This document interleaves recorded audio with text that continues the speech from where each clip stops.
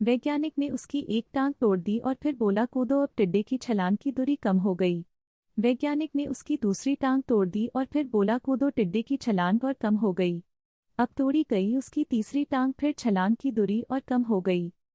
एक एक करके बेचारे टिड्डे की सारी टांगें तोड़ दी गई। अब आखिरी टांग टूटने पर जब उससे कहा गया कूदो तो वह हिल भी नहीं पाया। अब वैज्ञानिक ने अपना निष्कर्ष अपनी डायरी में लिखा। जानते हो उसने क्या लिखा? जब टिड्डे की एक टांग तोड़ी गई तो वह थोड़ा बहरा हो गया। जब उसकी दूसरी टांग तोड़ी गई तो वो और बहरा हो गया। हर टांग टूटने के साथ वो और बहरा होता गया।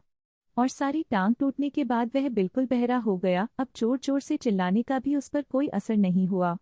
वो तो अपनी जगह से हिला तक नहीं, छलांग लगाना तो दूर की बात थी।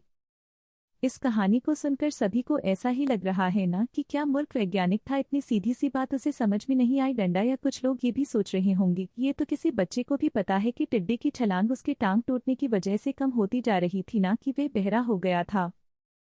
दोस्तों, हम सभी जीवन में कई बार ऐसे ही मूर्ख बन जाते हैं। कई बार जीवन में दो घटनाएं एक साथ ऐसे घटती है कि उनका एक दूसरे से कोई संबंध होता ही नहीं, फिर भी ऐसा लगता है कि गहरा संबंध है। कभी कभी दिखता कुछ और है लेकिन समझ कुछ और आता है और वास्तव में होता कुछ और है। इसीलिए अगर पछताना नहीं है तो जीवन में जल्दबाजी में कोई निर्णय ना, हमेशा समझबूझ का इस्तेमाल करे, सावधानी बरते, नतीजे सोच विचार कर ही निकाले। दोस्तों, आपको मोटिवेशन की आग पर ये छोटी छोटी कहानियां और सिक कैसी लग रही है?